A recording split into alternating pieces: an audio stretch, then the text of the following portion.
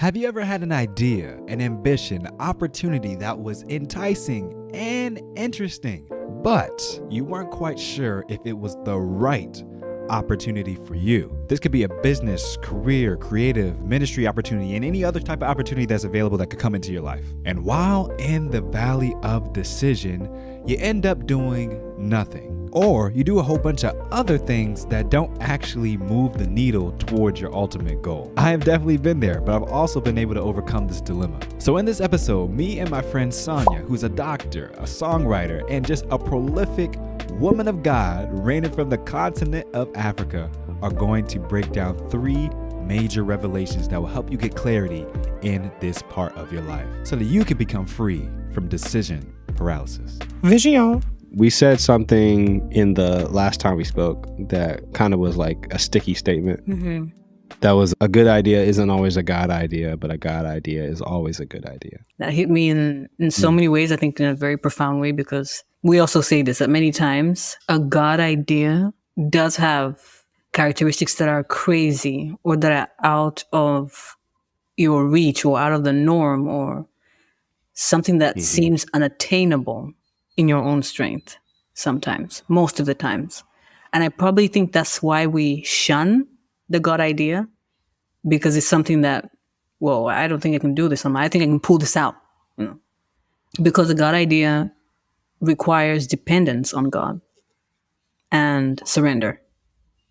And dependence to his ways, how you're going to go about it. And we also said last time that a God idea sometimes could be a good idea. And I asked you that question as well. I said, is there any moment where we could have a God idea and a good idea mixed together, actually meshed together and put into one idea? Or maybe is a God idea something that I'm completely resistant to? Because I feel like sometimes when we talk about God's will, we're like, oh, God's will, not again. God's will, right. No. Like he's like literally telling you, don't do what you want to do. I know what's best. I'm your heavenly Father. You should do it. Like probably like practically giving you orders. That's how I perceived God's will for a very long time. So sometimes I will admit, even till today, when I hear God's will, there's that inner resistance in me that it might not be what I want. Yeah, let's stay here real quick. So this is something that I personally have beef with. I get it. As a believer, I have beef with it because, like you said, when you hear that term or that phrase, God's will, for some reason, I don't know how it was woven into the fabric of teaching or biblical analysis or doctrine or theology, that we like immediately assume a counter narrative to our original plans, right? Maybe because in the Bible, there are lots of stories of people trying to do one thing and God changes their life and makes them do something else, maybe, which is legitimate and fair and which happens all the time. But I feel like it's a unfair assumption. And I think especially for a lot of young people who are trying to figure out, or people who are just trying to figure out in general, you could be young at heart and trying to restart, of this messing with their decision making. And they end up in this position of decision paralysis and end up doing nothing. Yeah. Which I think the enemy will love us to be in a place of doing nothing. Exactly. Right? Because when we have a good idea, or when we want to do God's will, we automatically assume that I have to, anything that I want, that's not it. Exactly. Right? Yeah. Like, forget about it. It's like, forget about it. I really want to do this thing, but I want to do God's will. Exactly. They're completely, what's the word? Like there's a dichotomy between the two. Like they can't like coexist. It's like binary. Yeah, binary and antagonistic as well, because it's where my desires, it's almost like my desires, if I raise my desires, then God's will or God's desires are automatically, and if God's desires are raised, then my desires will go down the scale. Yeah. Right. Which I'm not really sure if that's 100%. Not always the case, like you say. It's not always the case. But sometimes, most likely, it is the case. Yeah, and Mm. I think that, and that's what I'm trying to kind of understand for myself and Mhm. for anyone that comes through anything that I'm doing, any programs or any podcast interviews or anything, Mhm. because I hear that question a lot. I'm just trying to figure out what God's will is for my life, Yeah. or I'm trying to determine which path to take, Mm. or I'm trying to figure out what my purpose is, Mm. like all these different things. Yeah. And personally, from all the research, the studying, the biblical reading I have done, Mm. I think a lot of okay, so I did an episode Mm. a little while back. I forgot what it was called. I believe it was episode 103 or 104. Mhm. And I said that you can't follow God's will until you understand your own, right? Ooh. And, Wow. and I think I might have mentioned this before in our conversation, because I was like, if you're submitting yourself to God's will, Mm. there has to be something to submit, Yeah. right? There has to be something to surrender. To surrender, Exactly. right? And I feel like a lot of believers just completely cancel out what they actually desire. Ooh, yeah. I heard a phrase today. I thought it was the stupidest thing I've ever heard in my life. What? It shows that if you say something confidently, people will follow. Yeah. Like, oh my God. And he's a great, I've read a lot of his books. Mm. Phenomenal coach, strategist, businessman. Yeah. But he said the stupidest thing I thought I've ever heard today. He said, "You want what you want." And I was like, oh, okay, that I could see that. Okay, you desire what you desire. Yeah. But the whole premise behind it was like, usually when you share something that you want, people ask you, well, why? Why do you want that? Mhm. Mhm. Which I think is a fair question. I ask why all the time. Mhm. And he was like, there is no reason. You want it because you want it. And that is enough of a reason within itself. And I was like, that's the dumbest thing I've ever Okay. heard. Okay. Yes. Yes and no. Yes and no. It is dumb because I don't know, when somebody asks you or you ask somebody a question, you expect some form of deep transformational answer, which is what we expect. But sometimes it's just as simple as that. Like, oh, why? If somebody asks me why do you love the color brown? Like, I love brown. It's my favorite color. Why do you love the color brown? Because I love it. And sometimes maybe if someone gives you that answer, it's probably because they haven't searched deep enough as to why they want what they want or why they like that particular thing. But sometimes before you get to the deep stuff is something as simple as wanting it because you want it and what you want is valid as well. So I kind of get what he was saying. It sounds Yeah. dumb because it's you hearing from a guru. That's why it sounded like, whoa, we expected more from you than this. But sometimes it is simple. I think it worked because he is a guru. I think if the average person said that, they're like, shut up. Like, what are you even talking about? I know. But because he has like some credibility, people are like, oh, you Like, know, oh, yeah. that's a good point. Yeah. You know? Yeah. So, but yeah, I personally think that's a lazy answer. Mm. Mhm. And I do get it. Like, someone asked, like, I'm wearing a chain or whatever. Oh, why are you wearing that chain? Yeah. Because I like the chain. I thought it looked nice. I thought I liked it. Yeah. There's no There is deep, no, yeah, whatever. there's no, Right. yeah. But like, honestly though, if we went deeper, Mm. right? If I like the chain, if I think it looks nice, Mhm. right? Mhm. That means that there's some type of social or status type of thing that is Exactly. playing in the back of my subconscious where it's Exactly. like, I want to look nice, right? Yeah. And why do I want to look nice? Well, Mm. I want to be presentable in front of people. Why do you want to be presentable in front of people? Well, I don't know. My wife might be at the store. Yeah. Who knows? Well, I'm very serious about my image or how I show up in front of people. Or I show up in front of the world. True. Exactly. I'm a businessman. I never know when my next deal is coming. Exactly. There are other things that are playing in Definitely. the background. Yeah. And of course we could say, well, I just want it. But I never think that's the case. I think there's always Something a reason deeper. behind Yeah. every single thing that we do. Mhm. Every single thing. You're right. Even the color brown. It's like, why do you like the color brown? True. Because I'm brown. What? That's why. Like, Because I'm brown. And I actually discovered see it every day. why. I actually discovered the deeper meaning behind brown. And it made sense. I'm like, that's why I love brown.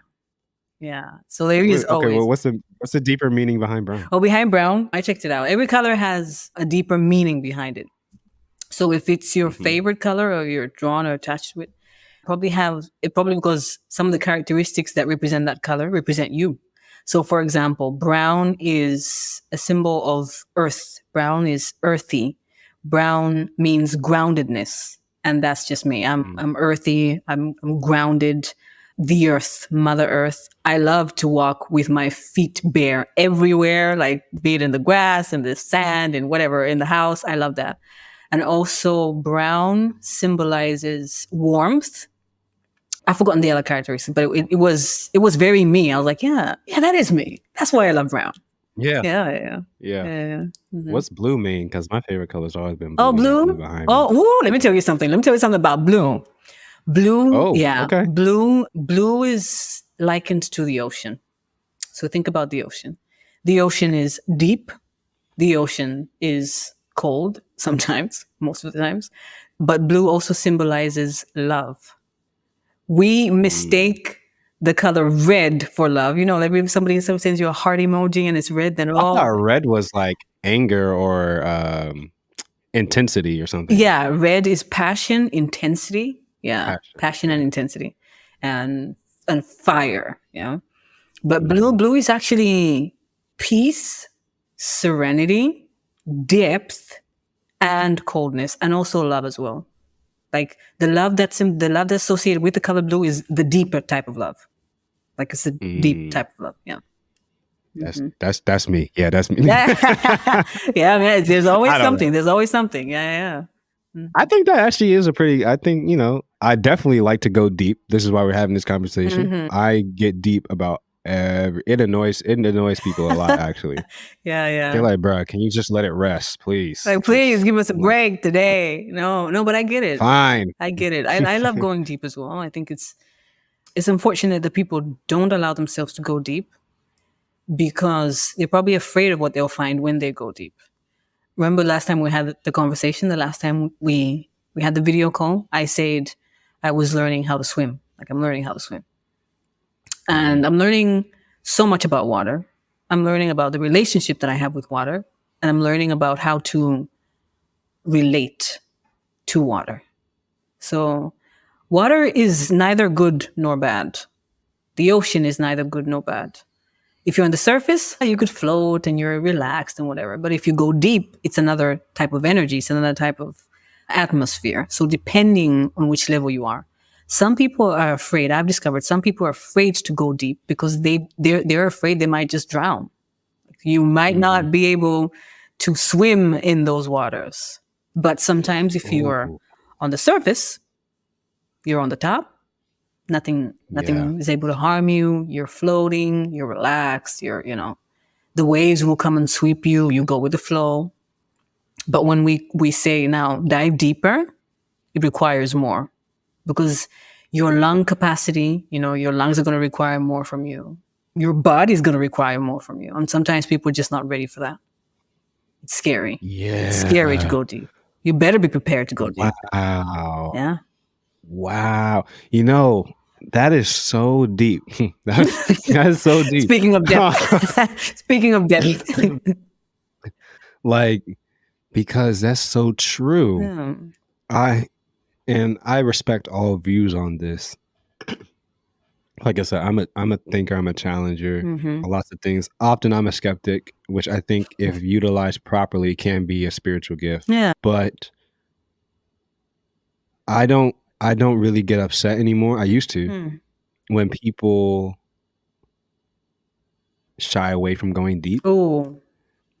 Because I can understand, right? I have more empathy because there's some fear like associated with that. And it's like really self-preservation. Yeah, self-preservation and protection. Yeah, like if I dive into this in my mind, I don't know if I'll be able to get back up for air. Exactly. Well put. 100%. 100%. So what do people do? Yeah. They'd rather stay on the surface. They'd rather keep it simple. They'd rather play safe. Be in the comfort zone. No, exactly what you said is 100% because the truth is it does require a lot. It does require skill an ability to be able to go deep. Because when you go deep, you might not like what you see. Because if think about it, what is on the surface is what is seen.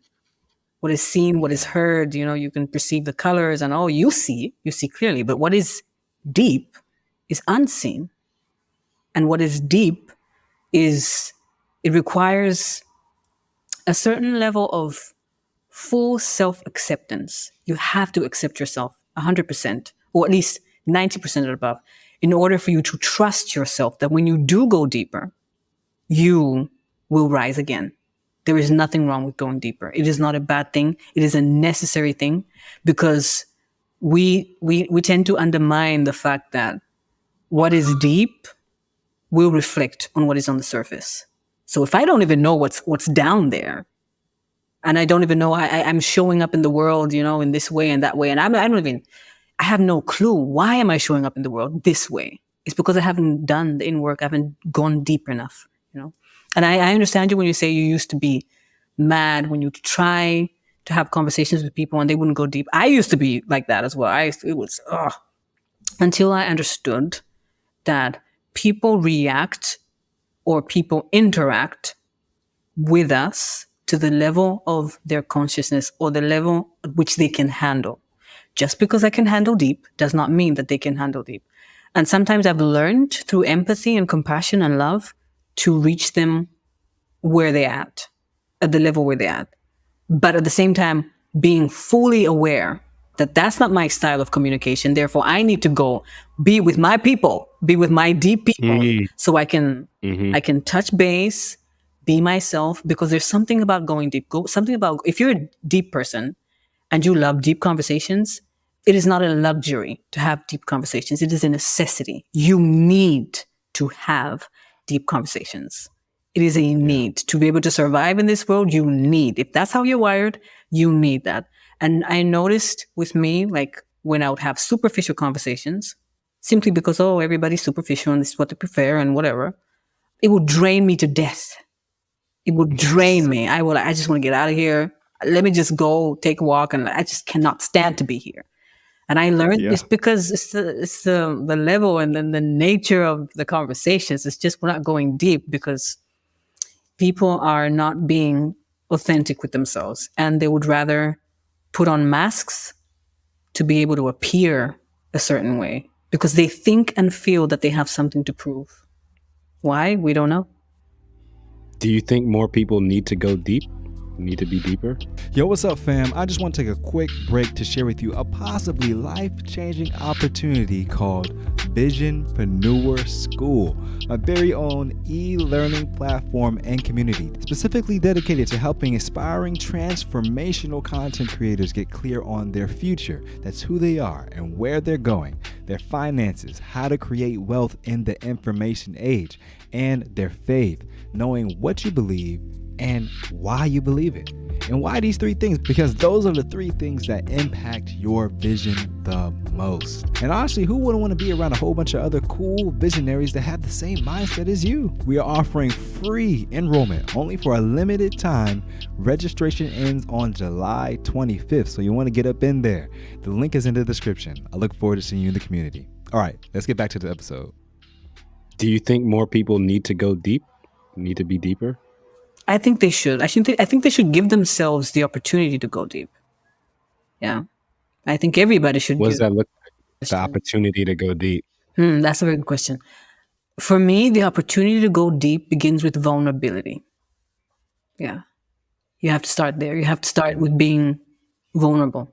And if you look at today's society, you look at people, vulnerability is actually seen as a weakness. Like you don't want to show your weak side, quote unquote, because you're afraid of how people will see you, or you have an image to protect, or maybe even your own perception. But I think starting when you give yourself an opportunity to go deep, you start by being vulnerable, by showing the other that you are human and that you are simply going through the human experience just like they are. Because I always say this, when we look from the outside in, when we're looking from the outside, all I can see is the perception that I have of you. It's probably not as accurate, or it could be accurate based on what I see. And if you have insight, then that's most likely together with your insight and your intuition, you could have the right perception. But sometimes not everybody has insight and intuition. So that's how judgment begins. You look at somebody and you judge them. Oh, they must be this and this and this because they do this and this and this. But until you actually sit down and have a conversation with them and allow them to show you who they are. And the question you asked, how and where do we begin, is by me first being vulnerable. It's funny how we expect things from other people when we ourselves are not willing to go the extra mile. I always say, I can't ask somebody to give me something that I'm not even willing to give or show up in that way. So if I want somebody to show up in that way, it starts with me. I have to show them that I struggle. I have to show them that I have pain. I have to show them that I'm irritated. I have to show them that I don't like it here. I have to show them that just because you see me smiling on social media and doing all these things doesn't mean that I don't cry.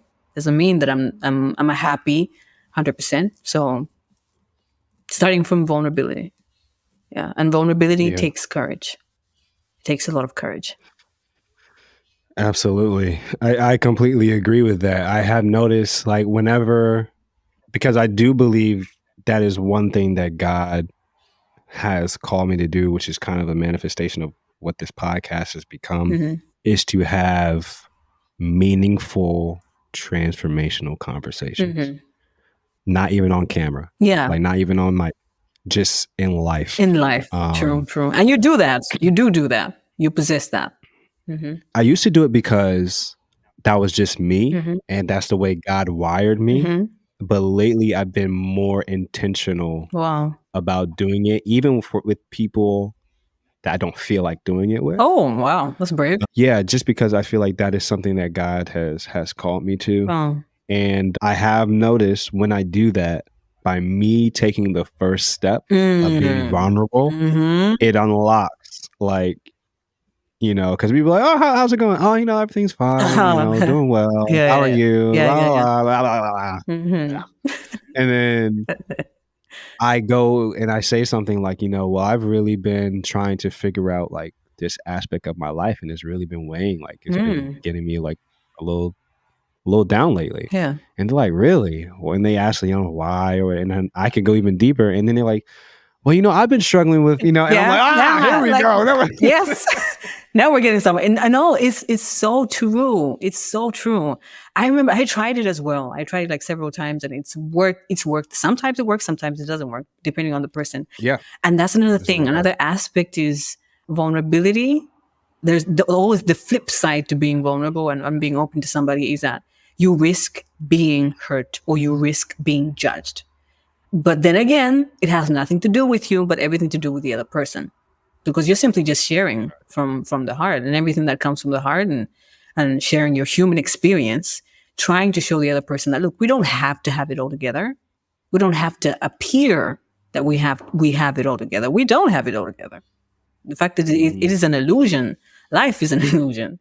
We don't have it all together. But of course, do share wisely and prudently. You know, now that speaking of vulnerability, doesn't mean that you go around the street and just blurt out everything that's going on with your life, and it requires wisdom, requires prudence. Yeah. And also depending on what you're looking for, because I've also noticed one of the attributes that God's given me is being a good listener. And I always wondered why, because people would come up to me and they would just, you know, they just spurt out there like, dude, I was just going to buy bread. That's it.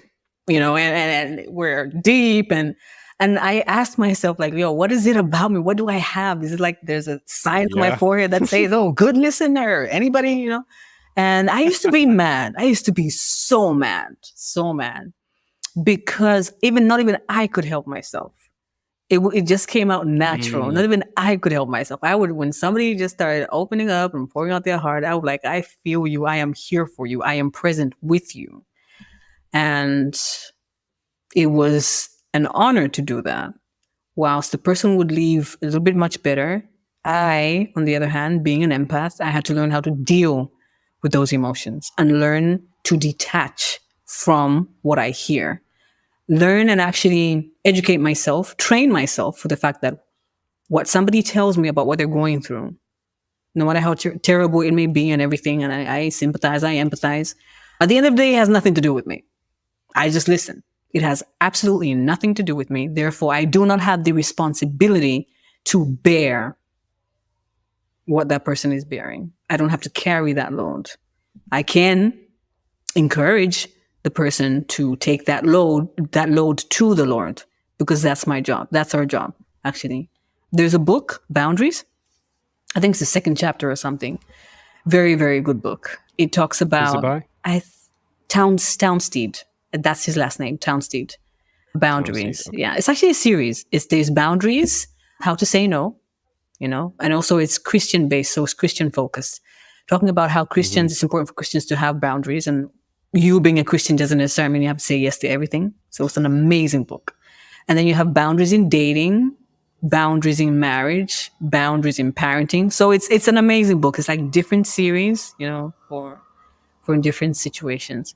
And I think the second chapter of the book talks about bearing one another's burdens and carrying someone's burdens. It makes a clear distinction, actually. There's a clear distinction. I think it's in Galatians where it says, bear one another, or bear one another's, or bear with one another, or bear one another's burdens, or something like that.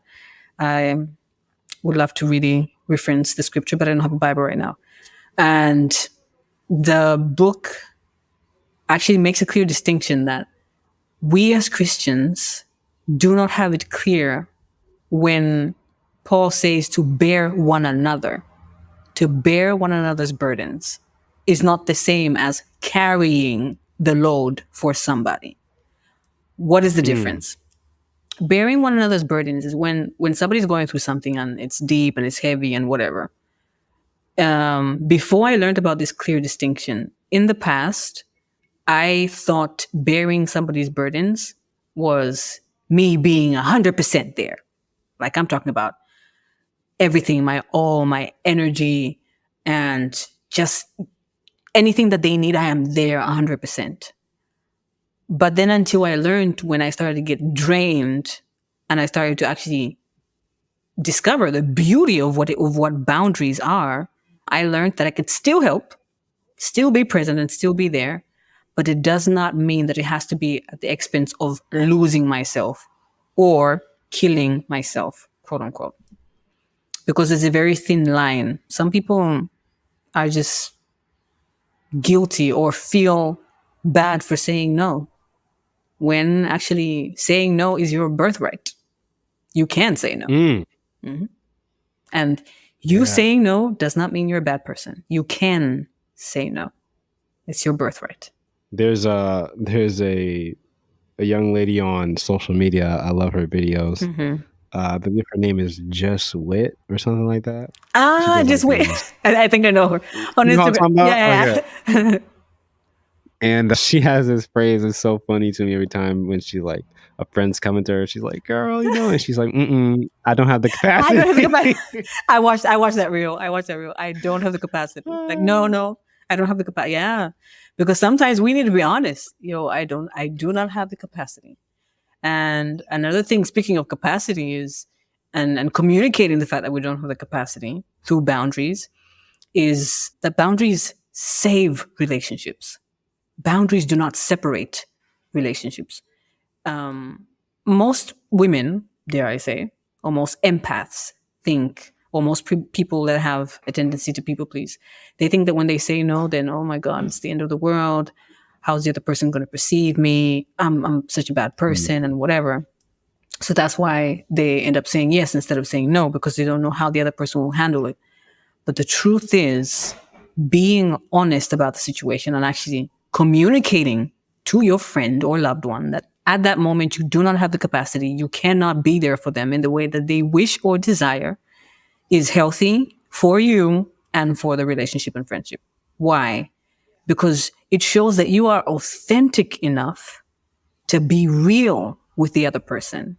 And you trust that you just simply being yourself and who you are will be handled and well received by the other person. And if well received, if and when well received, then you know that that is your person. The right people will respect your no, and they will support you when you say no. even if they don't like it in the moment. But because the friendship is that important, they'll support you in that 100%. Yeah. Yeah. Yeah. I think there's a really big difference between being authentic and then being vulnerable, where like you can be 100% authentic while being vulnerable, but you don't always have to be vulnerable while being authentic. That's true. 100%. You know what I'm saying? 100%. So like like you do. I could be telling you the whole truth and nothing but the truth, but Yeah. that doesn't mean that I'm going to trust you with every truth that I have. True. Right? That is true.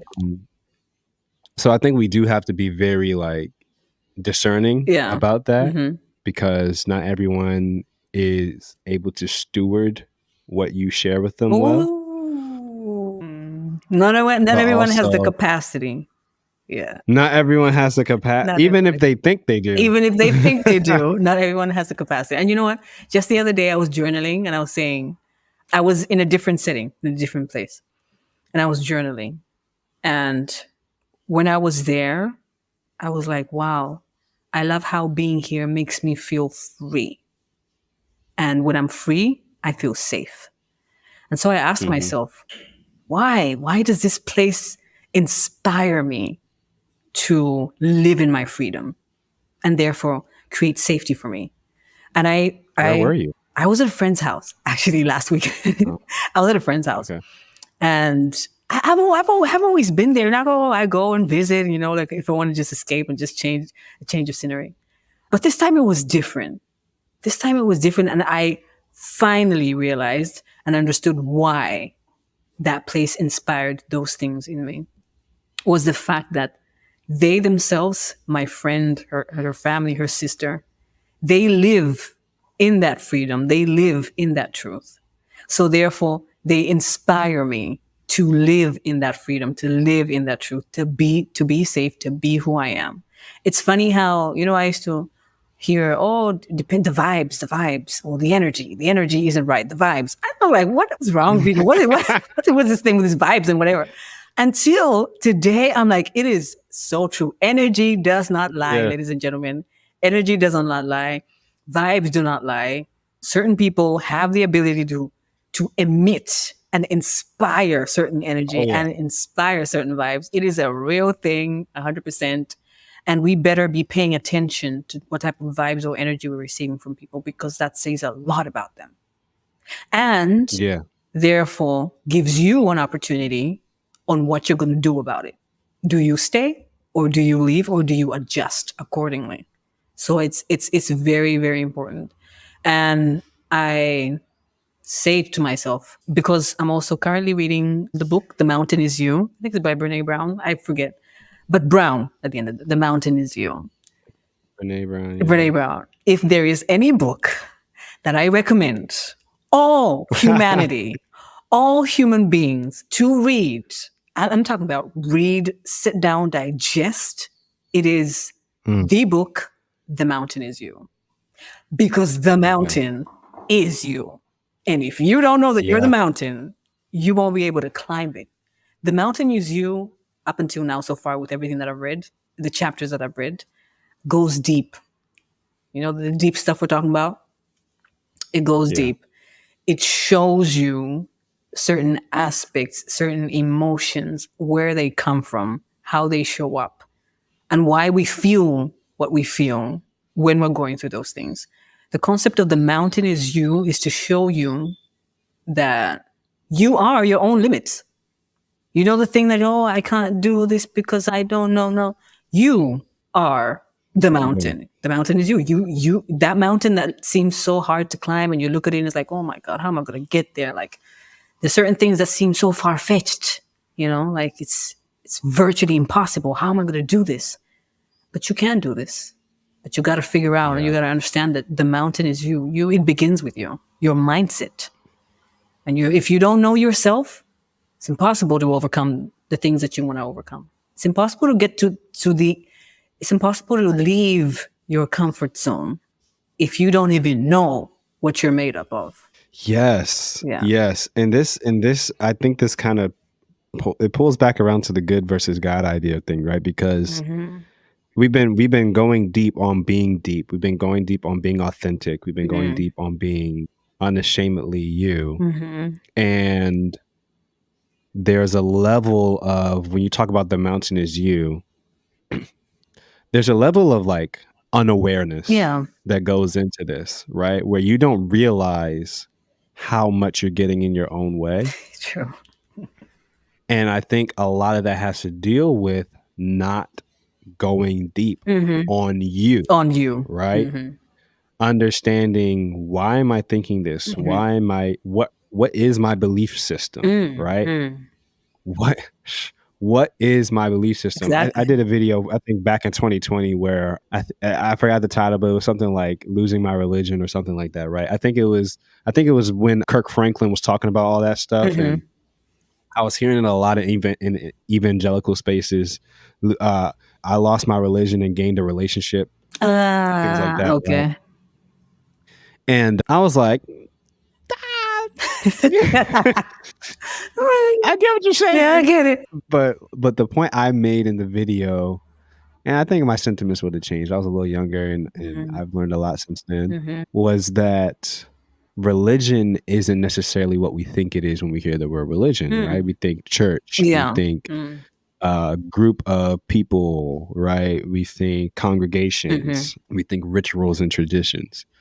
When really religion, when you say you do something religiously, it doesn't mean that you do it in a church. Yeah. It's something that you do repeatedly because of a belief system that you have, right? It's intentional repetition. Yeah. Like, I work out religiously. I eat well religiously, like, you know, things that you do religiously. I watch TV religiously.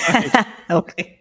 Whatever it is, right? We use that word. So when it comes to our belief system, like, it's not even about religion. Like, what do you believe as a human being about who you are, whose you are, and who you're called to serve, right? Like, those three things completely shape the paradigm that you live within. There's something that I talk about called the circle of life, and not the one from Lion King.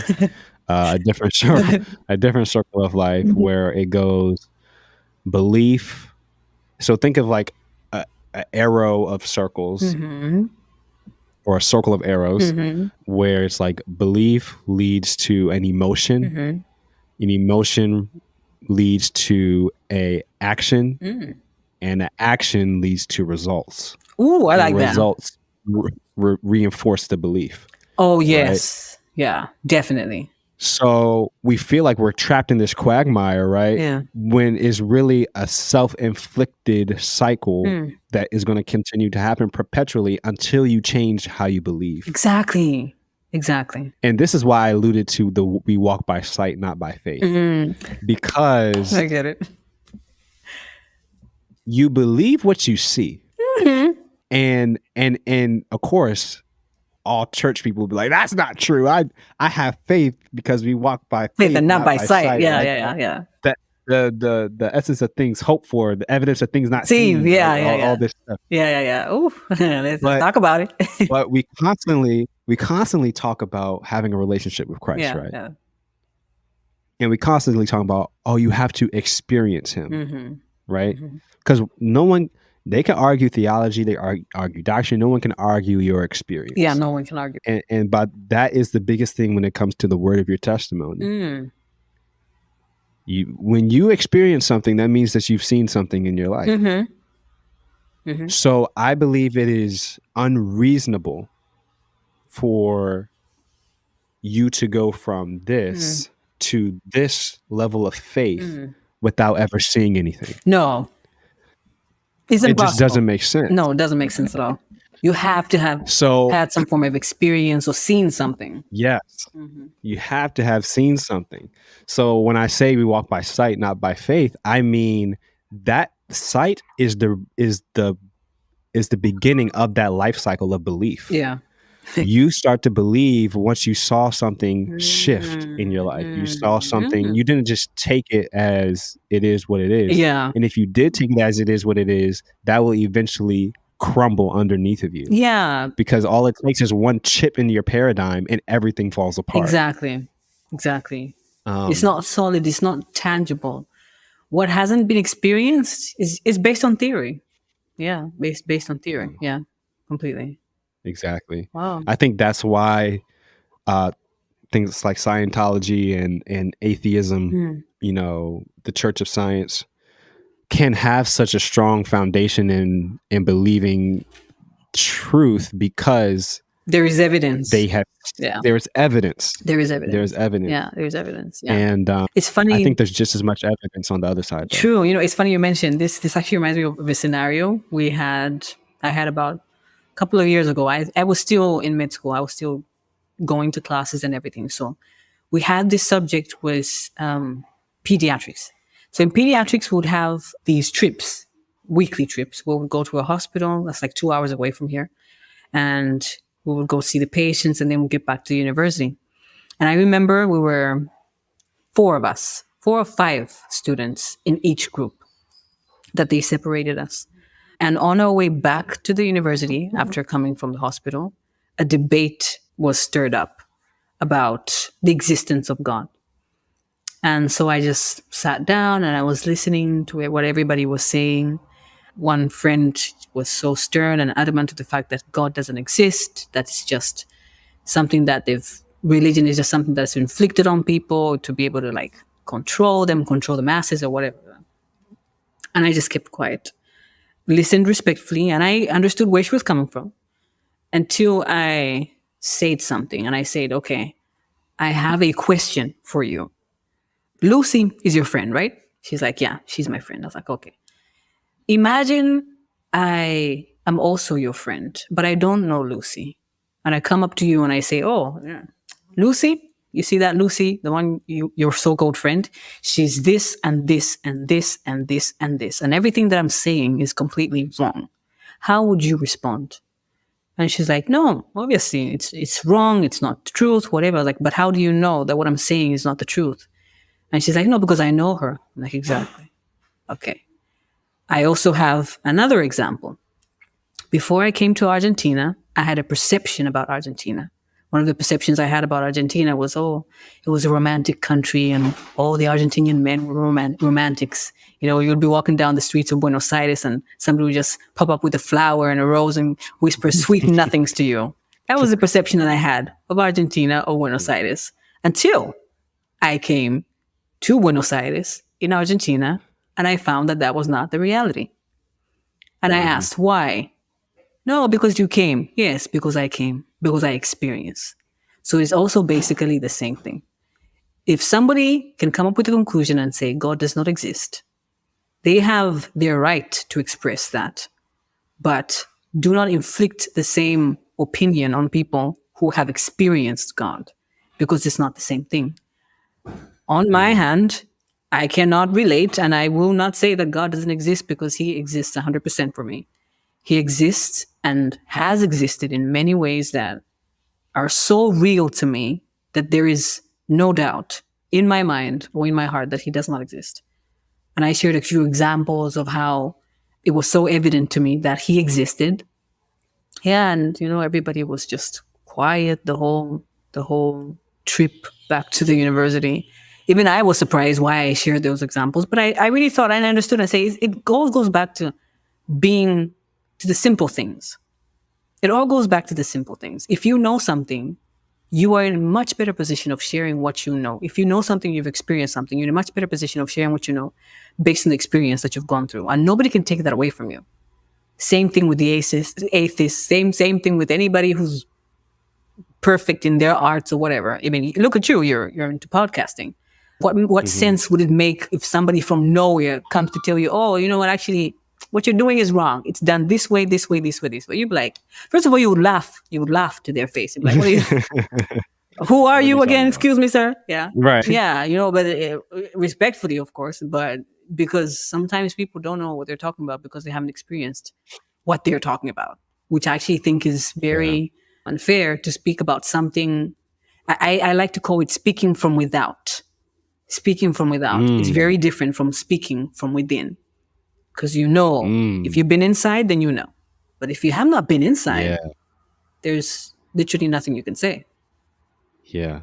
I have another name for it that I sometimes use. It has a little bit more nuance to other situations, but I think it applies here, and I call it the informed gospel, where the gospel that you have is one that you were told Yeah. or informed about, not one that you experienced. There's a difference Exactly. between the informed gospel and the experienced gospel. Definitely. Definitely. I like that. And I'm going to borrow that.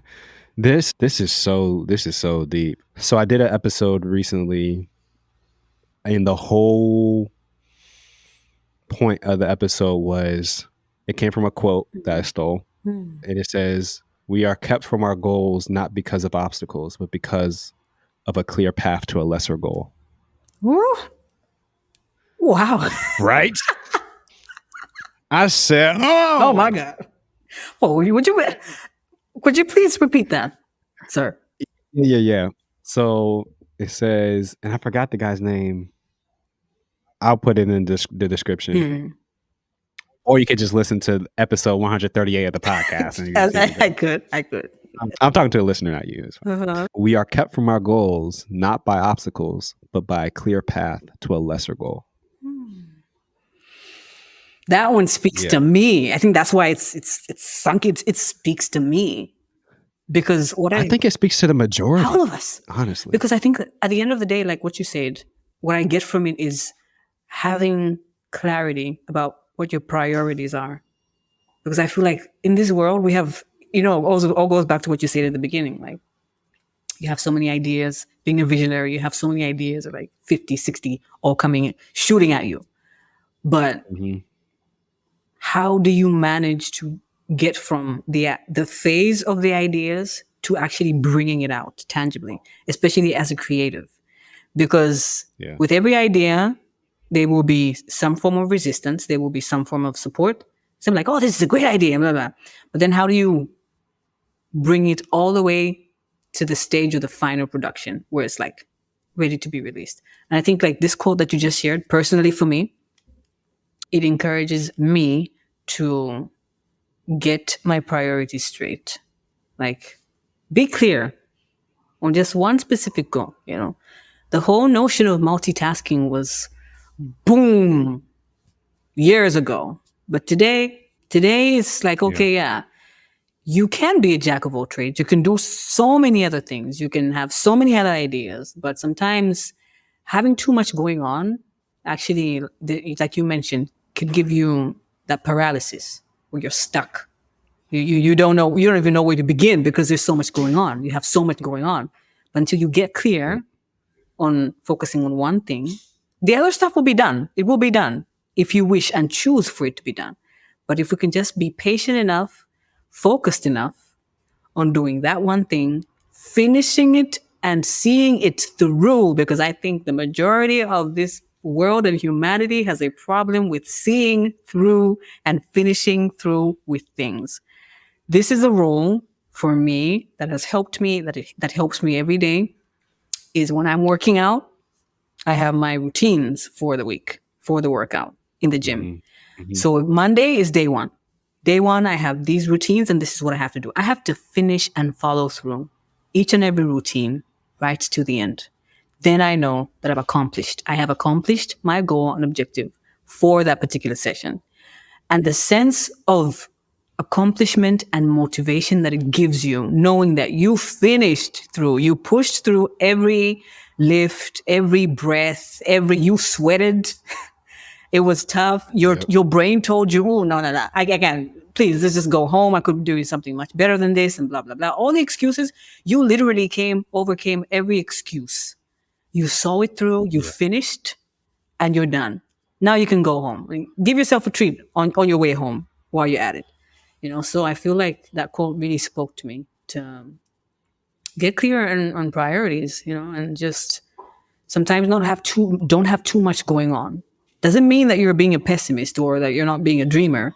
But I think people like me and many other dreamers that are listening should learn to have the discipline of following through with each dream at its specific time.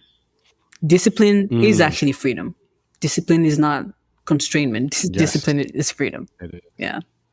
Yes. We can only have freedom because of boundaries. Exactly. And you who are listening right now, I'm talking to you, could be questioning, well, how do I know Mm. which one I should prioritize? Mm. Because I have a lot of ideas, and there are a lot of good ideas. Good There are a lot ideas. of ideas that I'm pretty sure and know will work. And I think I mentioned this in our last conversation where I said what I've experienced and what I've seen other successful visionaries experience is that you don't want to let go of a good idea Mm. because it's a good idea. Mm-hmm. But a God idea won't let go of you, Woo! Say right? that again. And when you think about it, okay, what is the idea that I cannot shake? Right? Because good ideas come and go. You're like, I want to do this thing. And then like a month later, you're like, I don't know. And then you kind of just forget about it, right? Yeah. You have all the, and you go through life like that. And that happens. And someone else might have the idea and actually do it. And it works for them. Great. Okay. But God ideas, it's like, I cannot, it's been 5 years. I cannot shake this. I just feel like I need to execute this thing. And it often happens that, and this is what I talk about in episode 138, where it's like, we don't abandon the dream. We don't like say, no, God, I'm not going to do it. Yeah. Right. But we just kind of get like Jonah, like, I'm not going to go the way you said. I'm going to hop on this ship right quick. Do it my way. And do it my way. Do it my Oh, yeah. Right. I'm going to be Saul and like make the sacrifice before Samuel gets there because you know what I'm saying? Mm-hmm. That story always, man, I forgot where that is. It's in 1 Samuel, but it's a story where Saul is waiting for Samuel to come to bless him. And he does the sacrifices to God before Samuel. And the instructions were to wait till Samuel got there. But Samuel was taking forever. I was like, you know what, Saul? They be trying to play you, boy. I feel you, bro. I feel you. Like, doesn't it happen like, even if it's, especially when it's a God idea. You think one of the reasons why, what we talked about at the beginning was one of the reasons why there's that inner resistance when we talk about going through with a God idea is we're actually truly afraid of surrendering. At least I speak in my part.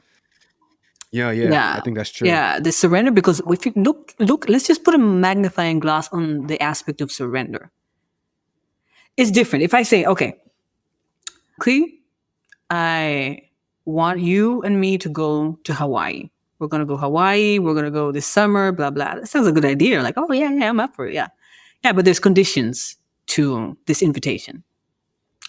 The conditions are that I will wake you up at whatever time I feel like. You cannot go wherever you want to go. You have to go where I tell you you're supposed to go. Mm-hmm.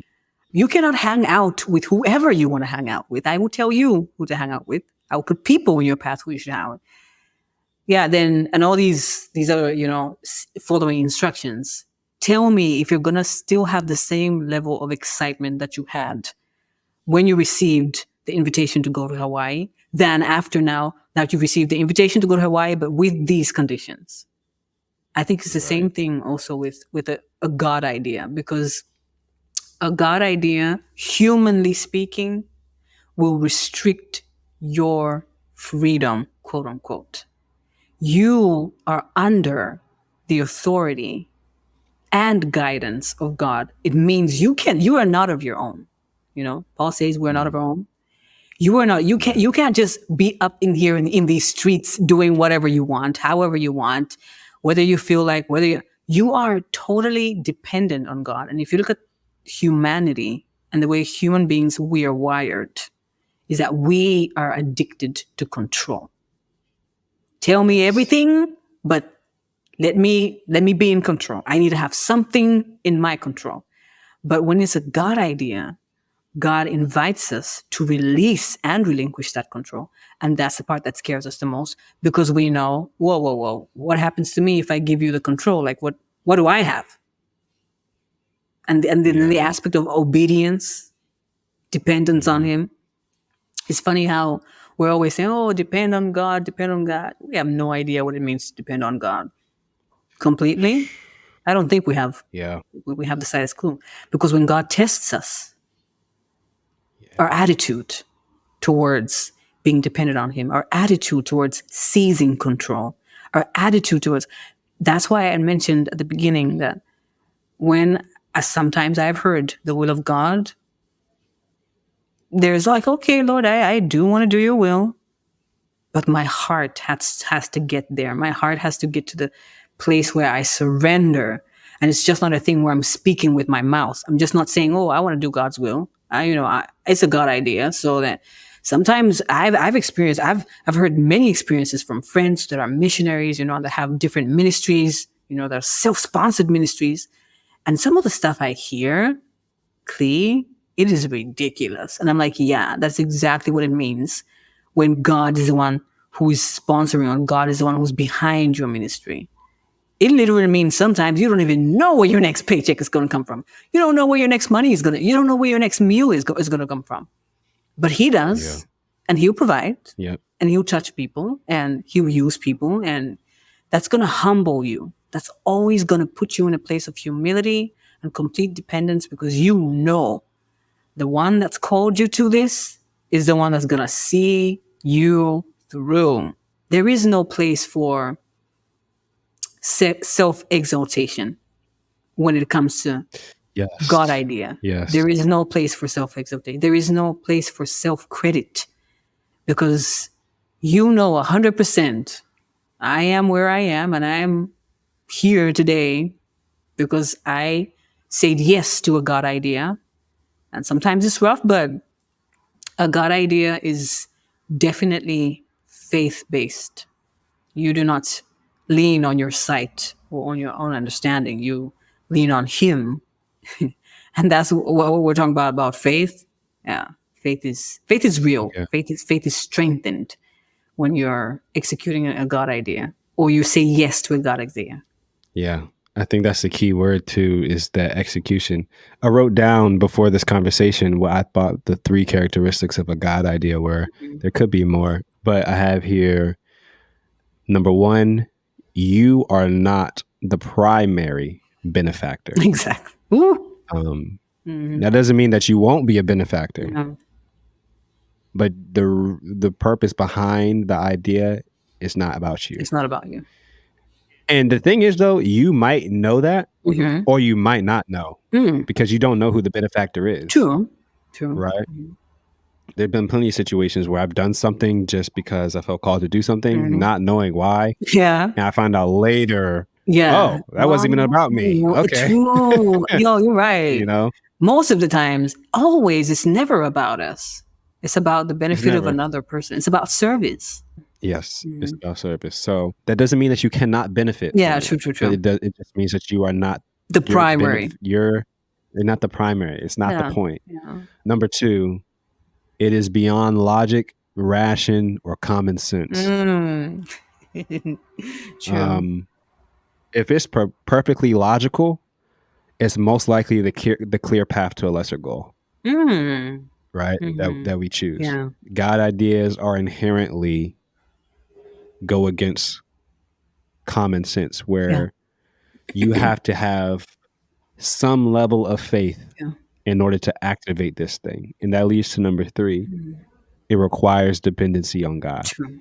Requires. It is a requirement. Dependency on God. True. AKA faith. Yeah. And this goes back to the circle of life. And we walk by sight, not by faith, or faith, not by sight, right? Which one is it? It's because you do have to have the faith, right? Yeah. You have to believe and trust in a God that you cannot physically see. And I want to make clear, when I say you walk by sight, not by faith, I'm not talking about what you see in the world. Now, it could be something that you see in the world, but I'm more so talking about what you see in your mind and in your heart. Yeah, through experience as well. Through experiences, like the physical world, this is at least my belief, the physical world is just a manifestation of the spiritual realm. I agree. So I believe the more real reality is actually what we can't see. And the result of that reality is what we can see. Wow. Deep. So, like, when I say walk by sight, like that could mean literally things that you cannot see physically that you have seen. Yeah. You know what I'm saying? Like, and that's the whole, like, the name Build Your Vision Yeah. it's dual in purpose, where it's like, okay, yeah, you think build your vision, oh, I have a goal that I'm trying to build toward, but it literally means we're building how you see, How you because see. how you That's see deep. impacts how you believe impacts how you feel impacts how you act, and how you act impacts your results. Yes. And your results reinforce your beliefs. Yeah. So That is deep and true. the God idea, like, I to kind of just put a bow on this and kind of wrap this up, like, I think the most important part is to first determine, and I'll ask you to add on to this once I say these, determine what idea has not let go of you, right? Because that is a key difference between a good idea and a God idea.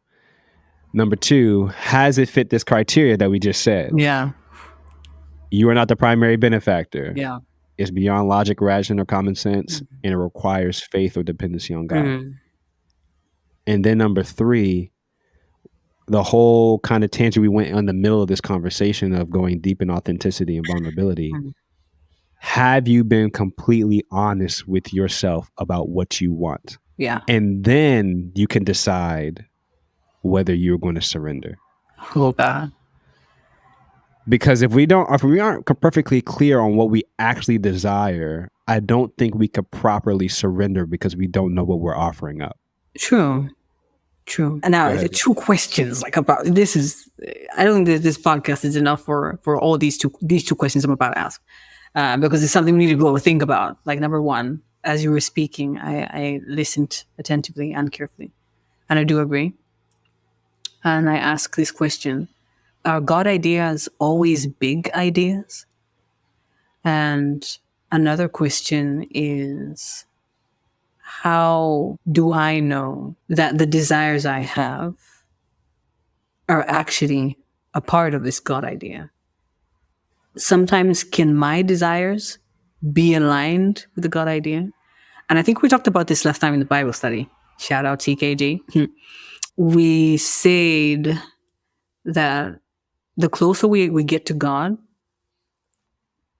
the more our desires are more inclined and are very similar to his desires. So, and this is something you mentioned as well in the conversation last time, how it's important to also pay attention to what we desire, because sometimes it is in our desires that God is speaking to us. Because the fact that you like that thing and it's something you desire, most likely does come from God, especially if you have a relationship with him. And because sometimes we doubt, we have this doubt in ourselves, and also backing it up, with the book of Jeremiah, it says, oh, the heart of man is desperately wicked and deceitful. Who can know it? So you have scriptures like that, that are telling you, okay, your heart, don't trust it. But at the same time, you have, David that comes and tells you, oh, delight yourself in the Lord, he will grant you the desires of your heart. So there's that gray area. The question is found in the valley of indecision. Like sometimes, and that's why many people go through this as well. Like, how do I know if what I want is actually what God wants? I know it's in his will. I will probably know it, because if it's his will, then it's going to come to pass. But before it comes to pass, because sometimes I think we're waiting on God, to do something. I'm waiting upon the Lord, but sometimes God is waiting on us. And sometimes it's like, no, I've given you everything, your environment, it's supporting you, your talents, I've given you everything. Now it's time for you to move. And sometimes we're stuck in that place because we're waiting on God. So all these little logistics, I feel personally like it takes a while to navigate. That's why we call it navigating. It takes a while to navigate through these questions and actually find where you are. And even when you are in the center of God's will, does it mean that everything will go with the flow? Does it mean it will always be green grass and sunshine? Does it mean that you will always have happy days and not bad days? I think we have a tendency, I've heard so many times in relationships, when a couple begins a relationship, they're like, oh, this is God's will. Hey, we prayed about it, blah, blah, blah, blah. And yes, they get married and everything. You know, the struggle comes, you know, the years and marriage and life, you know, life happens. And then when life is happening, they question, was it even God's will for me to be with this person? So I think as human beings, we have that. If it doesn't go well, if it doesn't go according to my standards and expectations, it might not be God's will. And many times that's not the case. Sometimes being in God's will means it's going to tear you apart. You're going to be transformed, and transformation is not always pretty. It's not always pretty. Yeah. I can't remember where I heard it, but I heard it recently where I think it might have been a pastor was saying like lots of times when we see adversity, right? We're like, the devil is a liar. Like, you know, he is attacking and he was like, honestly, I think you need to be more worried when everything's going real smooth. Yeah. I was like, that's a good one. He's got a point there. Like, because that's a good one. That means there's no resistance from, you know, like if you're doing something that's according to God's will, that's a God idea, expect resistance. Oh, I love that. Expect chaos. Resistance and chaos. I love that. Yeah. I love that. Wow. Thank you so much for sharing that. That hit home. That hit home in every way.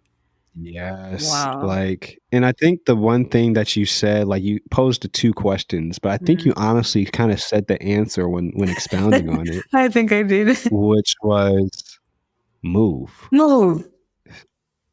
You know? Yeah. And I think that's the only way. It kind of is a situation of which comes first, the chicken or the egg. Right? Which comes first, the experience or the trust? It's like, I don't know. But like you gotta move in order to figure that out. Yeah. Because like once you trust him, you'll experience him. And once you experience him, that's the more you're going to trust him. And whoever has been choosing, if you're listening to this right now, you've been choosing the lesser but more clear goal. Look, you got to get clear, but once you're clear on it, there's going to be resistance. Yeah. And there's always going to be a way of less friction. And unfortunately, I've done this myself so many times. I choose the route of less friction, not because I'm giving up on the dream, but I think it might be a better route to get there. Yeah. When God has given us the route to go, and that is the way that's going to not only make us achieve the goal, but have us become the person who can handle it. Oh, yes. The person who can handle it. That's deep. That becoming is a whole nother episode. It is. Oh, I love it. I love to hear it. So I'll ask you this last question before we sign off, so you can have the floor last. If you, and this is my favorite question. I've been asking this question for years. If you had a billboard sponsored by you, Sonia, and everyone in the world was like driving on a singular highway, and they all passed this billboard, what would you want the message to be that they all read? It would be the change you would love to see. And that's it. Be the change you want to see. Yeah, because everything begins with you. The best thing you can do to support this channel is to like, subscribe, and share. Thank you.